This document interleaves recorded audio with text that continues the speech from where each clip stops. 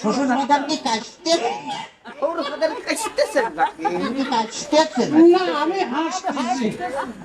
শ্বশুর বাজার আমরা যে গানের তার দিয়ে হাঁটি যাচ্ছি এই গান কাটিয়েছিল কেটে এই গান তোর বাপ কাটেছিল।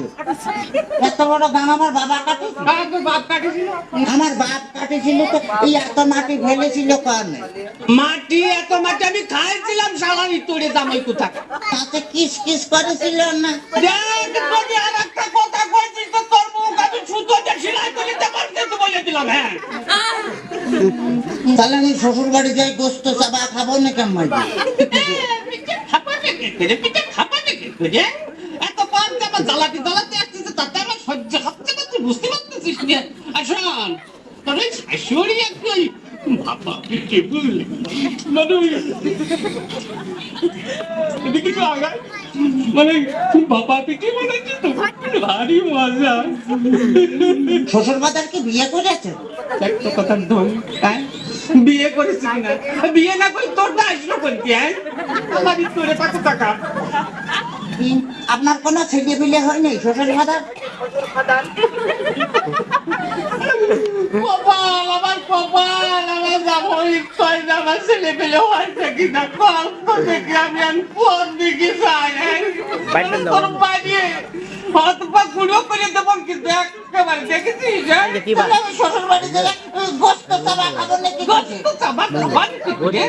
এই যে অবস্থা করতেছো তাতে তাতে তুমি বুঝতে পারছো না যে গোস্ত খাবার কি করি। হ্যাঁ তোর সাথে মিয়া বিয়ে দিয়ে আমি ছাই খাই ছাই ছাই খাতে গেলেন আমার কাছে কলেই তো 10 কেজি চাল পাঠা দিতাম।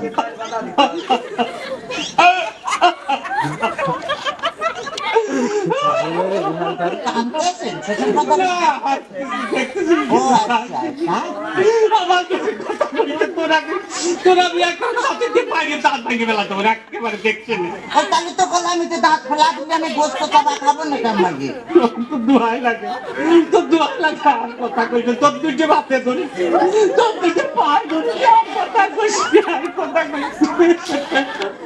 শোন শোন এই ঘটনা হচ্ছে কি যে এভাবে জ্বালাতন যদি করিস তাহলে আর আমি পারবো না। আমি আর 64,000 গ্রাম মেয়ের বাপকে বলবো যোগ মেয়ের বাপরা তোমরা আমার মতো এরকম হারামজাদা সওয়ালের সাথে বিয়ে দিয়ে না। মেয়ে বিয়ে দেওয়ার আগে বাইরে দেখবা যে সেই মেয়ের জামাই ভাত কাপড় দিতে পারে কিনা, জামার বাড়ি ঘর আছে কিনা, জামাই ঠিক মতো মেয়ের পাশে মানাই কিনা, তারপরেই তোমরা মেয়েকে বিয়ে দিও।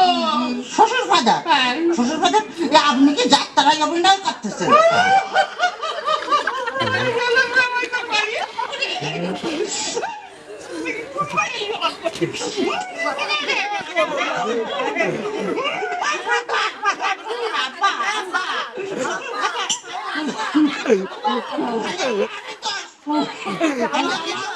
তোমার মেয়ে বিয়ে করে আমি যে ফকির হয়ে গেছি খালি টাকা চাই